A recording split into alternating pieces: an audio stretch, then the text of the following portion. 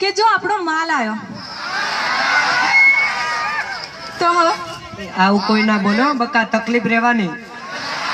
હા, આ તો અમર પંચમાલ કહેવાય. પણ જોઈએ હવે.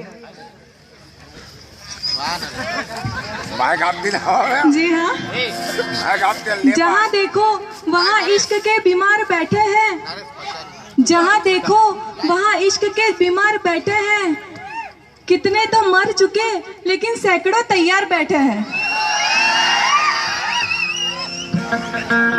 અરે અંતરની શીશી પથ્થરથી ફોડો.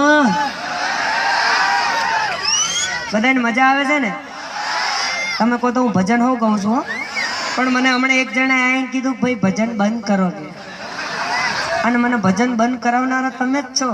ને તો હું પેલા ગાતો હતો, તું રંગાઈ જાને રંગમાં સીતારામ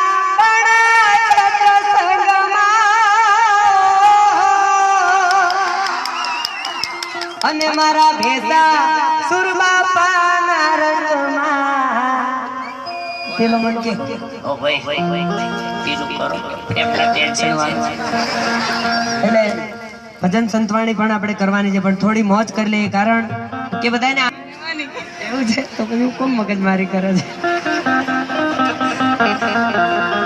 પણ શ્રેયા દવે માટે તાળી પાડો. બહુ સરસ શાયરી બોલે છે. એકાદી શાયરી એમની સાંભળીએ આપણે.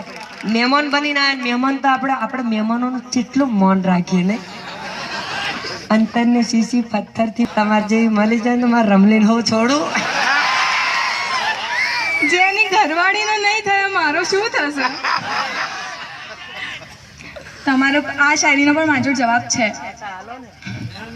मैं तो अनमोल हूँ तुम मेरा दाम नहीं हो, मैं तो अनमोल हूँ तुम मेरा दाम नहीं हो, कर दे मुझे मदहोश ऐसा कोई जाम नहीं हो, मुझे पाने के लिए लेना होगा तुम्हें दूसरा जन्म, मुझे पाने के लिए लेना होगा तुम्हें दूसरा जन्म, क्योंकि मैं जिसकी राधा हूँ तुम वो श्याम नहीं हो.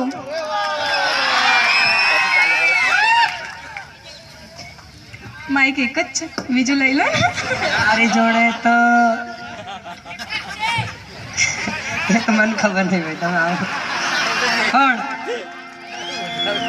जिंदगी तो बेवफा एक दिन ठुकराएगी है, ये मौत महबूबा है अपने साथ लेकर जाएगी.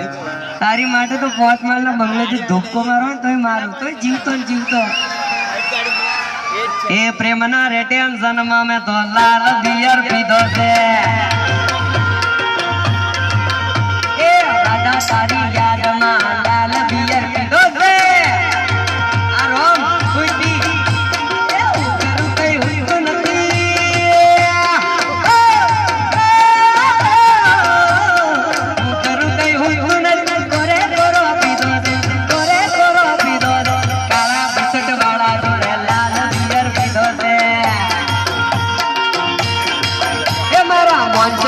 જોડે મેં તો લાલ કોટર પીધો છે. આ મન છે